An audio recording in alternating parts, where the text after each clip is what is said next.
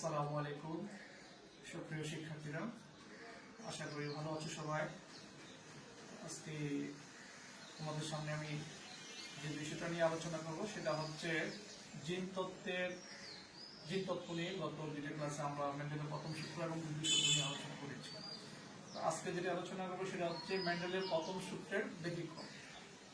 তো মেন্ডেলের প্রথম সূত্রের ব্যতিক্রম জানার আগে আমরা একটু রিভিউ করি। মেন্ডেলের প্রথম সূত্রে কি পেয়েছিলাম? মেন্ডেলের প্রথম সূত্রে ছিল, যদি দুইটি ভিন্ন বৈশিষ্ট্য সম্পন্ন জীবের মধ্যে ক্রস ঘটানো হয় তাহলে সেখান থেকে যে সংকর জীব পাওয়া যাবে, সেখান থেকে যে নতুন উদ্ভিদ অথবা প্রাণী জীবটা পাওয়া যাবে, সেইখানে প্রকট বৈশিষ্ট্য, সব সময় প্রকট বৈশিষ্ট্য প্রকাশিত হবে এবং ওই F1 জেনারেশন, আর এটাকে আমরা যেটাকে F1 জেনারেশন বলবো, ফার্স্ট জেনারেশন, ওই ফার্স্ট জেনারেশন আরেকটা উদ্ভিদের সাথে যখন ক্রস ঘটানো হবে তাহলে সেকেন্ড জেনারেশনে গিয়ে আমরা যেটা পাচ্ছি সেটা হচ্ছে তিনটা পাবো প্রকট বৈশিষ্ট্যধারী উদ্ভিদ আর একটা পাবো প্রচ্ছন্ন বৈশিষ্ট্যধারী উদ্ভিদ। তার মানে মেন্ডেলের প্রথম সূত্রের অনুপাত ছিল কত? 3:1। আচ্ছা, আমরা একটু মনে রাখলাম, এটা হচ্ছে মেন্ডেলের প্রথম সূত্রের ফিনোটাইপিক অনুপাত 3:1। এবার আসো আমরা মেন্ডেলের পথ ব্যতিক্রম যদি আলোচনা করতে যাই তাহলে প্রথমে যেটা আছে, এখানে তোমাদের বইয়ে তিনটা ব্যতিক্রম নিয়ে আলোচনা করা হয়েছে। যেটা হচ্ছে একটা অসম্পূর্ণ প্রকটতা, দুই নম্বর হচ্ছে সমপ্রকটতা, তিন নম্বর লিখাল বা মারুঞ্জি। আসো আমরা একটা একটা করে আলোচনা করি। প্রথমে আসো অসম্পূর্ণ প্রকটতা। অসম্পূর্ণ প্রকটতা আমরা কি বুঝি?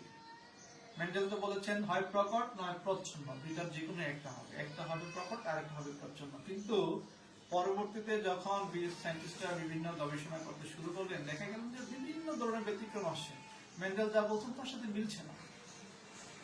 যার কারণে তারা গবেষণা করে করে কয়েকটা এক্সাম্পল এখানে আমরা উপস্থাপন করলাম। সেটা হচ্ছে এক হচ্ছে অসম্পূর্ণ প্রকটতা, দেখা গেল যেখানে ওই দুইটা বিপরীত বৈশিষ্ট্য সম্পূর্ণ জীবের মধ্যে ক্রস ঘটানোর ফলে হয় প্রকট বৈশিষ্ট্য হওয়ার কথা ছিল, কিন্তু এখানে দেখা গেল যে ওই প্যারেন্টসের যে দুইটা বৈশিষ্ট্য, সেই দুইটা বৈশিষ্ট্যের কোনো বৈশিষ্ট্য প্রকাশিত হচ্ছে না, নতুন একটা বৈশিষ্ট্য সেখানে পরিলক্ষিত হচ্ছে। যার কারণে সেটাকে আমরা বলবো যেটা মেন্ডেলের প্রথম সূত্র ব্যতিক্রম। আসলে দেখি আমরা ব্যাখ্যার মাধ্যমে যদি দেখি, আমাদের এখানে সন্ধ্যা মালতী গাছ নিয়ে আলোচনা করা হয়েছে। সন্ধ্যা মালতীর সাদা এবং লাল, তো সাদা লাল ফুল, আরেকটা হচ্ছে সাদা ফুল। তো আমরা এই একটা বৈশিষ্ট্য, এই একটা বৈশিষ্ট্য, এই দুইটা বৈশিষ্ট্য সম্পূর্ণ ভিন্ন উদ্ভিদের, সন্ধ্যা মালতী উদ্ভিদের সাথে যদি আমরা ক্রস ঘটাই, যদি পুরুষ হয়, পুরুষ হচ্ছে এটা যদি মেয়ে হয়, তাহলে এই দুইটা ভিন্ন বৈশিষ্ট্য সম্পন্ন সন্ধ্যা মালতী উদ্ভিদের সাথে ক্রস ঘটালে দেখা গেল যে এই দুইটা বৈশিষ্ট্যের কোনোটাই প্রকাশ হয় না, ভিন্ন একটা গোলাপি বর্ণের ফুলদায়ী সন্ধ্যা মালতী উদ্ভিদ পাওয়া যায়। সেটা ব্যাখ্যা যদি আমরা আসি, লালের জিনোটাইপ ক্যাপিটাল আর, এটা হলো জিনোটাইপ। পুরোটা লিখলাম না, এটা হচ্ছে স্মল আর। এখান থেকে যে গেমেট হবে সেটা হচ্ছে স্মল আর, ক্যাপিটাল আর একটা আর স্মল আর। তো F1 জেনারেশনে যেটা পাচ্ছি সেটা হচ্ছে ক্যাপিটাল আর স্মল আর। তাহলে দেখা গেল এই যে লাল বর্ণের যে জিন সেটাও এখানে আছে, সাদা বর্ণের যে জিন সেই জিনটাও এখানে আছে, কিন্তু এখানে এসে এই F1 জেনারেশন এসে এই লাল অথবা সাদা এই দুইটার কোনো বৈশিষ্ট্যই এখানে প্রকাশিত হচ্ছে না। এখানে যে উদ্ভিদটা পাচ্ছি সেটা হচ্ছে গোলাপি। তো এই গোলাপি বর্ণের একটা সন্ধ্যা মালতী উদ্ভিদ পেলাম। এই গোলাপি বর্ণের আরেকটা উদ্ভিদের সাথে যদি ক্রস ঘটায় তাহলে দেখা যাচ্ছে সেকেন্ড জেনারেশনে আছে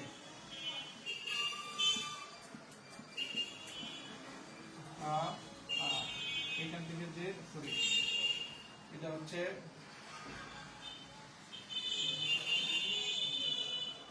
গেমেট, আর এখান থেকে ঠিক একই অবস্থা আর।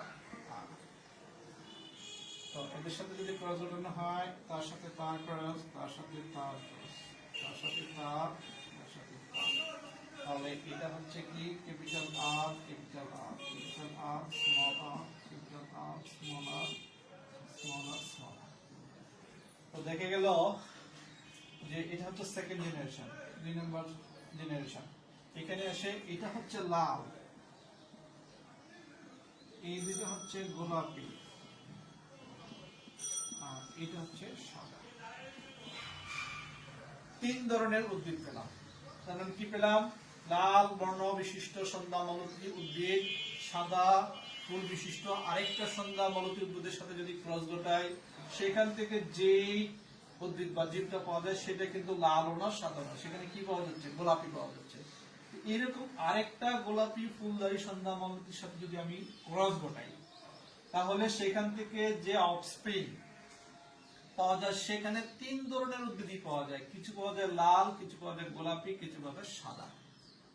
হ্যাঁ, তাহলে দেখা গেল এই যে গোলাপিটা, এই গোলাপিটার ক্ষেত্রে মেন্ডেলের প্রথম সূত্র মতে হওয়ার কথা ছিল লাল অথবা সাদা। এখানে এই দুইটা বৈশিষ্ট্যের মধ্যে যেটা প্রকট, সেই বৈশিষ্ট্যটা এখানে প্রকাশিত হওয়ার কথা ছিল। কিন্তু এই ক্ষেত্রে দেখা গেল এই দুইটার একটাও প্রকাশিত হয়নি, ভিন্ন একটা বৈশিষ্ট্য প্রকাশ পেয়েছে, যেটাকে সায়েন্টিস্টরা বলছে যে এই দুইটা জিনের মধ্যে কোনো জিনই কিনা সম্পূর্ণ প্রকট না। এই দুইটা জিন কেউই একটা আরেকটাকে কি করতে পারে না, দমিয়ে রাখতে পারে না, যার কারণে এই দুইটা জিনের কোনোটাই এখানে কি হয় না, প্রকাশিত হয় না। তো এই অসম্পূর্ণ প্রকটতার কারণে এখানে একটা ভিন্ন গোলাপি বর্ণের একটা উদ্ভিদ পাই। সেই জন্য এই জিনগুলোকে বলা হয় অসম্পূর্ণ প্রকট। এখানে কেউ সম্পূর্ণ না, যার কারণে ভিন্ন একটা বৈশিষ্ট্য।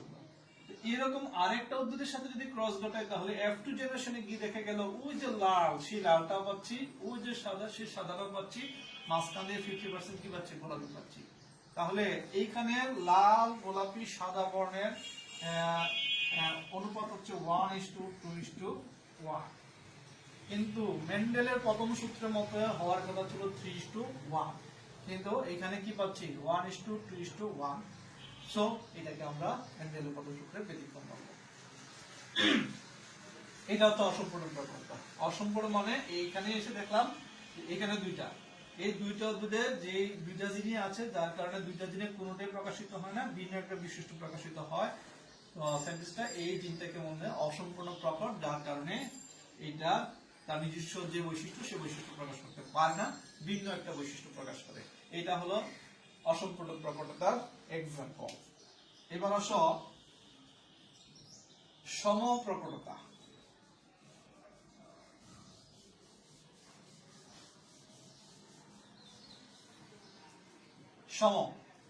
সমান যে দুইটা জিন একটি বৈশিষ্ট্যকে নিয়ন্ত্রণ করে, সেই দুইটা জিন দুইজনই সমানভাবে প্রকট, এটাকে বলা হয় সমপ্রকটতা। তার মানে একটি বৈশিষ্ট্য প্রকাশের জন্য যে দুইটা জিন আছে, মেন্ডেলের প্রথম সূত্রের মতো হওয়ার কথা ছিল দুইটা জিনের একটা হবে প্রকট আর একটা হবে প্রচ্ছন্ন। কিন্তু এই ক্ষেত্রে আমরা কি দেখতে পাচ্ছি, যে দুইটা জিন মিলে একটি নির্দিষ্ট বৈশিষ্ট্যকে নিয়ন্ত্রণ করে, সেই জিন দুইটা একটা আরেকটাকে কি করতে পারে না, দমিয়ে রাখতে পারে না। কিন্তু দুইজনই সমানভাবে প্রকট হওয়ার কারণে যে উদ্ভিদে বা প্রাণীতে বা যে জীবে ওই দুইটা জিন অবস্থান করে, সেই প্রাণীতে দুইটা জিনের বৈশিষ্ট্য কি করবে, প্রকাশিত হবে। সেই জন্য এটাকে বলা হয় সমপ্রকটতা। পাশাপাশি একটা এক্সাম্পল দিয়ে দেখি। তোমাদের বইয়ে যেটা নিয়ে আলোচনা করছে সেটা হচ্ছে মোরগ, কালো বর্ণের মোরগ।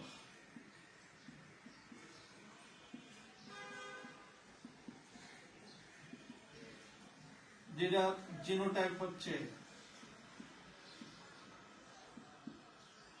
বি,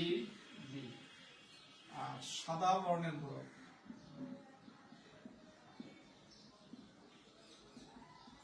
যেটা জিনোটাইপ হচ্ছে স্মল বি।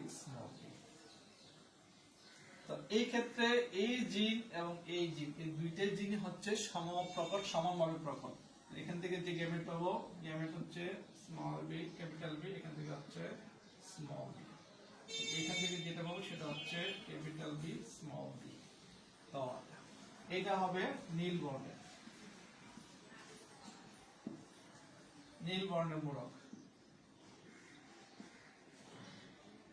দেখা গেল কালো বর্ণের একটা মুরগের সাথে সাদা বর্ণের একটা মুরগের যদি ক্রস ঘটানো হয়, সেখান থেকে যেই নতুন বাচ্চা মুরগটা পাবো, সেখানে এই কালো বর্ণের বর্ণটাও থাকবে, আবার সাদা বর্ণটাও থাকবে। তাহলে কালো বর্ণের মাঝে মাঝে সাদা বর্ণের ছোপ থাকবে। এই সাদা বর্ণ আর এই কালো বর্ণ দুইটা বর্ণ মিলে এই যে বাচ্চা মুরগ গাছ পাবো, সেটা দেখতে একটা নীল বর্ণের মতো মনে হবে।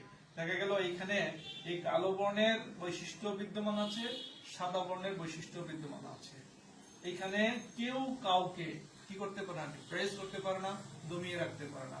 দুইজনেই সমানভাবে এখানে বৈশিষ্ট্য প্রকাশ কারণে এটাকে বলা হবে কি সমপ্রকটতা। তো এরকম আরেকটা নীল বর্ণের মুরগের সাথে যদি ক্রস ঘটাই, তাহলে কি হবে? এখান থেকে যে গ্যামেট হবে বি বি, এখান থেকে চিরস্তা ক্যাপিটাল বি স্মল বি। তো এটার সাথে এইটা ক্রস, এইটার সাথে এইটা ক্রস, এটার সাথে এইটা, এটার সাথে এইটা। আমরা একটা চেকার বোর্ডের মাধ্যমে করতে পারো, আমি যেহেতু এটা ছোট সেই জন্য আমি এভাবেই করলাম। তাহলে এখানে যেটা হবে capital B small B, capital B small B, capital B small B, small B small B. তো সেকেন্ড জেনারেশন এটা হচ্ছে F1 জেনারেশন, আর এটা হচ্ছে কি F2 জেনারেশন। F2 জেনারেশন এসে দেখা গেল 25% হচ্ছে কালো, 50% হচ্ছে কি নীল। নীল যেটা কি কালো থাকবে, সাদা থাকবে, আর এটা হচ্ছে সাদা। তো রেশিও হচ্ছে কি একটা হবে, দুইটা হবে এরকম, আর একটা হবে এরকম। তাহলে সেকেন্ড জেনারেশনের ক্ষেত্রে যদি আমরা F1 জেনারেশনের যে নীল বর্ণ বলতে কালোর ভিতরে সাদা বর্ণের ছোপ থাকবে, সেই সাদা বর্ণের ছোপ বিশিষ্ট এই মুরগিটা আরেকটা মুরগির সাথে ক্রস ঘটানো হয়, তখন সেকেন্ড জেনারেশনের ক্ষেত্রে গিয়ে দেখা গেল 25% পাওয়া যায়। আবার ওই যে আগে প্যারেন্টস যে কালো ছিল, সেই কালো বর্ণের 25% ওই সাদা বর্ণের, আর বাকি 50% পাচ্ছে কি বর্ণের, কালো সাদা একসাথে মিশ্রিত। দুইটা বৈশিষ্ট্য এই 50% জীবের মধ্যে অবস্থান করে, সেই জন্য এদের রেশিও হচ্ছে কি 1:2:1। আর মেন্ডেলের প্রথম সূত্র মতে পাওয়ার কথা ছিল 3:1, এই ক্ষেত্রে আমরা পাচ্ছি কি 1:3:1। সেজন্য এটাকে আমরা মেন্ডেলের প্রথম সূত্র ব্যতিক্রম করব। আশা করি তোমরা বুঝতে পারছো এখানে কেন সমপ্রকটতা বলছে। তার সমপ্রকটতা বলার একটাই কারণ হচ্ছে এখানে যে নীল বর্ণ আমরা বলবো, সেইখানে যে দুইটা প্যারেন্টস এর সাথে ক্রস ঘটানো হয়, দুইটা পিতা মাতার সাথে ক্রস ঘটানো হয়, সে দুইটা বর্ণ, সে দুইটা বৈশিষ্ট্যই এখানে অবস্থান করে। এখানে দুইজনই সমানভাবে প্রকট, কেউ কাউকে কি করতে পারে না, ডিপ্রেস করতে পারে না, দমিয়ে রাখতে পারে না। ফলে এইটাকে, এই দুইটা জিনকে আমরা একত্রে কি বলবো, সমপ্রকট বলবো। এটা হচ্ছে সমপ্রকটতার ব্যাখ্যা। এবার আসো 3 নাম্বার, লিথাল জিন বা মারণ জিন।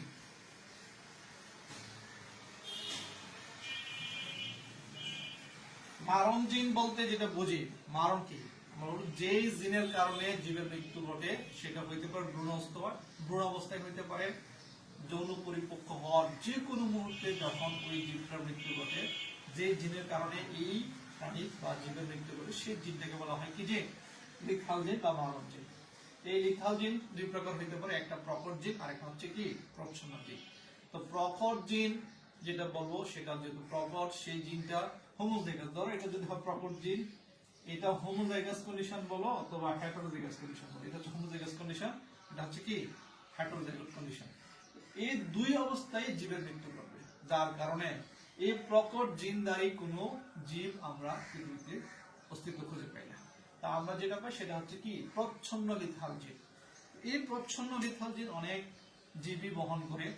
এই প্রচ্ছন্ন লিথাল জিনটা যখন হোমোজাইগাস কন্ডিশনে আসে, ধরো এটা হচ্ছে প্রচ্ছন্ন লিথাল জিন, তো এইটা যখন হোমোজাইগাস কন্ডিশনে আসবে, ধরো এই দুটো হোমোজাইগাস একই রকম অবস্থায় আসবে, এইটা যদি এরকম হয় তাহলে জীবের মৃত্যু ঘটবে না। এখানে কি অবস্থায় হেটারোজাইগাস কন্ডিশনে আছে। কিন্তু যখনই এই জিনটা, ধরো এটা যদি হয় প্রচ্ছন্ন লিথাল জিন, সে যদি কোনো কারণে বা কোনো সময় হোমোজাইগাস অবস্থায় আসে, দুইটা জিন যখন একই রকম হয়ে যাবে, তখন এই জীবের মৃত্যু ঘটবে। তার মানে যেহেতু এই জিনটার কারণে ওই যুগের মৃত্যু ঘটছে, সেই জন্য এটাকে বলা হয় কি জিন? মারহুম জিন। তো আমরা বইয়ে যে জিনটা নিয়ে আলোচনা করা হয়েছে সেটা হচ্ছে একজন সায়েন্টিস্ট, ফরাসি বিজ্ঞানী কুনিয়ে নামক একজন সায়েন্টিস্ট 1905 সালে ইঁদুরের গায়ের বর্ণ নিয়ে গবেষণা করে দেখলেন যে ইঁদুরের গায়ে এক ধরনের জিন আছে, যে জিনটার কারণে ইঁদুরের লোম হয় হলুদ বর্ণ। তো পরবর্তীতে উনি দেখলেন এরকম হলুদ বর্ণের জন্য যে জিনটা আছে সেই জিনটা হচ্ছে প্রচ্ছন্ন লিথাল জিন। এরকম হলুদ জিন বিশিষ্ট আরেকটা হলুদ জিন বিশিষ্ট, হলুদ লোমদারি বিশিষ্ট ইঁদুরের সাথে যখন ক্রস ঘটানো হয় তখন দেখা গেল যে সেখানে একটা ভিন্ন পরিস্থিতির কি হলো ফলাফল পাওয়া যায়। যেমন যদি আমরা এটাকে ব্যাখ্যা করি, দেখা যাচ্ছে ধরো হলুদ বর্ণের হলুদ বা ইঁদুর, যেটা জিনোটাইপ হচ্ছে AYA, আরেকটা হলুদ ইঁদুর, সেটা জিনোটাইপ হচ্ছে কি A। এইখান থেকে যে গ্যামেট হবে সেটা হচ্ছে এটা হচ্ছে গ্যামেট। এইখান থেকে ঠিক অবস্থা এই দুইটার সাথে যদি ক্রস ঘটায়, এটার সাথে এটা ক্রস, এটার সাথে এটা ক্রস, এটার সাথে এটা, এটার সাথে এটা, তাহলে এখান থেকে যেটা হচ্ছে এখানে হচ্ছে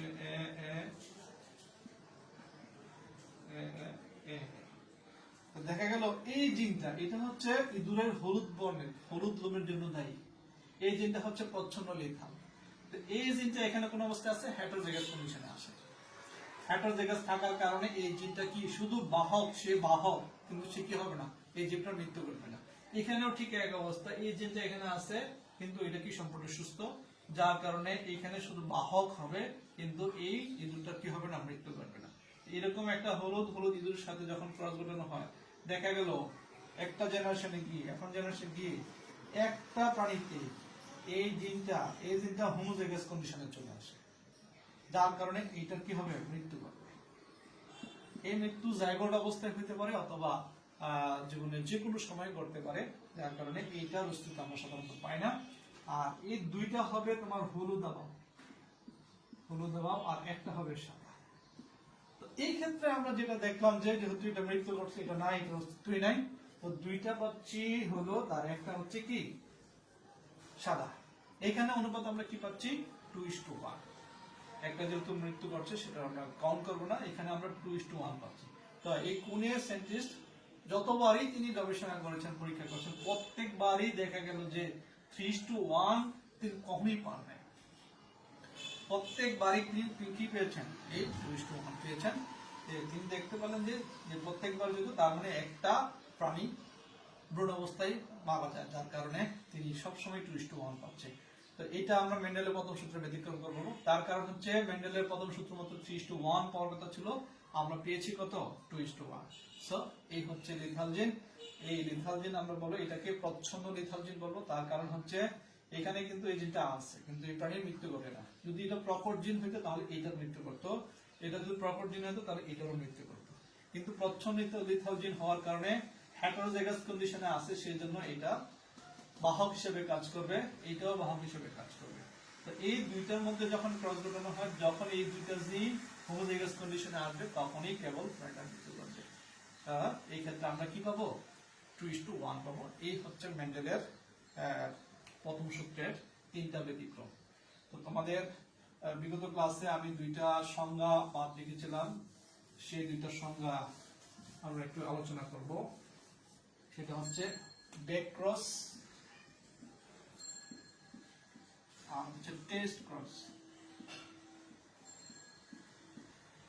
তো মেন্ডেলের প্রথম সূত্র সম্পর্কে যদি আমরা বলি, সেটা হচ্ছে আমরা সংক্ষেপে বলি টি আর স্মল টি। এটা হচ্ছে প্যারেন্টস। তো এখান থেকে F1 জেনারেশন যেটা পাই সেটা হচ্ছে টি আর টি, আর F2 জেনারেশনে যেটা পাই সেটা হচ্ছে কি টি টি টি টি টি টি। তিন ধরনের, এরা হচ্ছে লম্বা, এটা হচ্ছে কি খাটো। তো এখানে লম্বা যদিও দুই ধরনের এখানে জিনোটাইপ বিশিষ্ট পাই, কিন্তু এই লম্বা জিনোটাইপ কিন্তু দুটো ভিন্ন, একটা হচ্ছে হোমোজাইগাস কন্ডিশন আর একটা হচ্ছে কি হেটারোজাইগাস কন্ডিশন। তো হোমোজাইগাস হেটারোজাইগাস তা আমরা যখন জিন নিয়ে বিশ্লেষণ করবো তখন বুঝতে পারবো, কিন্তু তাদের ফিনোটাইপ দেখলে তো বুঝতে পারছি না যেহেতু দুইটাই লম্বা। এই যে এই লম্বাটার মধ্যে এটা হচ্ছে বিশুদ্ধ আর এটা হচ্ছে কি সংখ্যক। এখন এই লম্বা বৈশিষ্ট্যটা যে জিনোটাইপ ধারণ করে সেইটা কি বিশুদ্ধ নাকি সংকর, সেইটা টেস্ট করার জন্য যখন এই F1 জেনারেশন অথবা F2 জেনারেশন এই দুইটার যে কোনো একটাকে যখন বিশুদ্ধ প্রচ্ছন্ন মাতৃবংশের সাথে ক্রস ঘটাবো তখন সেটাকে বলবো টেস্ট ক্রস। এখন কি করে বুঝবো এটা কি বিশুদ্ধ নাকি সংকর? আসলে আমরা একটু দেখি।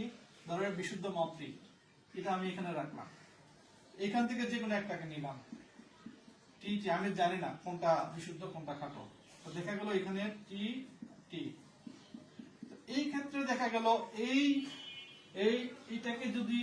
এইটাকে যদি আমি বিশুদ্ধ প্রচ্ছন্ন মাতৃবংশের সাথে ক্রস ঘটাই তাহলে দেখা গেল যদি কোনো রেশিও না আসে, সবাই এখানে লম্বা, এখানে কোনো রেশিও নাই, কোনো অনুপাত নাই, অনুপাত না থাকার কারণে আমি এটাকে বলবো এটা বিশুদ্ধ। আর যদি এটা বিশুদ্ধ না হয়ে এখানে কি হইতো, ধরো টি এটা যদি সংকর হইতো তাহলে কি পেতাম, টি এখান থেকে দুই ধরনের গ্যামেট পেতাম, এখান থেকে এক ধরনের গ্যামেট, এটা এটার সাথে ক্রস করবে, এটার সাথে হবে, তাহলে এখানে পাচ্ছি একটা পাচ্ছি লম্বা আর একটা পাচ্ছি খাটো। আপনার লম্বা আর খাটো বৈশিষ্ট্যের অনুপাত হচ্ছে 1:1। যদি এই F1 অথবা F2 জেনারেশনের যে কোনো একটাকে বিশুদ্ধ প্রচ্ছন্ন মাতৃবংশের সাথে ক্রস ঘটানো হয় তখন যদি রেশিও আসে 1:1 তখন বলতে হবে এই লম্বা যে গাছটা সেই গাছটা হচ্ছে সংকর, তার মানে যে জিনোটাইপটা পাবো সেটা হচ্ছে কি হেটারোজাইগাস। আর যদি কোনো রেশিও না আসে, সবাই যদি একই রকমের হয় তাহলে সেটা বলবো কি বিশুদ্ধ বা হোমোজাইগাস কন্ডিশনে আছে। তাহলে এই যে F1 অথবা F2 জেনারেশন তারা কি হোমোজাইগাস কন্ডিশনে আছে না হেটারোজাইগাস কন্ডিশনে আছে সেটা জানার জন্য যখন তাদেরকে মাতৃবংশের প্রচ্ছন্ন হোমোজাইগাসের সাথে ক্রস ঘটানো হয় তখন সেটাকে বলবো কি ক্রস, টেস্ট ক্রস।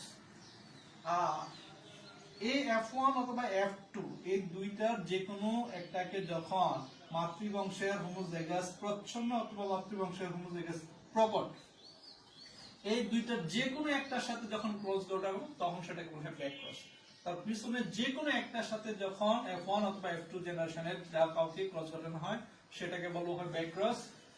আর F1 অথবা F2 জেনারেশন যে কোনো একটাকে শুধুমাত্র প্রচ্ছন্ন মাতৃবংশের সাথে ক্রস ঘটাতে সেটাকে বলবো কি টেস্ট ক্রস। তাহলে দেখা গেল এই টেস্ট ক্রস ও ব্যাক ক্রস, কিন্তু এই যে এটার সাথে যখন এটার ক্রস করব তখন সেটা আমরা টেস্ট ক্রস বলবো, সেটা কি বলবো ব্যাক ক্রস বলবো। তাহলে এইটাও ব্যাক ক্রস এইটাও ব্যাক ক্রস, কিন্তু এইটা আর এটা শুধু টেস্ট ক্রস। তো সেজন্য বলা হয় সকল টেস্টই ব্যাক ক্রস কিন্তু সকল ব্যাক কি নয়, টেস্ট ক্রস নয়। এই হচ্ছে মোটামুটি দুইটার সংজ্ঞা। আমরা এই দুইটার সংজ্ঞা একটু তোমরা দেখে নিবা। আশা করি আজকের যে আলোচনা তোমরা কিছুটা হলে একটা ধারণা পাবে। তোমরা যদি বইয়ের সাথে মিলিয়ে বাসায় বসে বসে পড়ো আশা করি তোমরা এই অধ্যায় সম্পর্কে একটা ভালো আইডিয়া নিতে পারবে। আসসালামু আলাইকুম ওয়া রাহমাতুল্লাহি।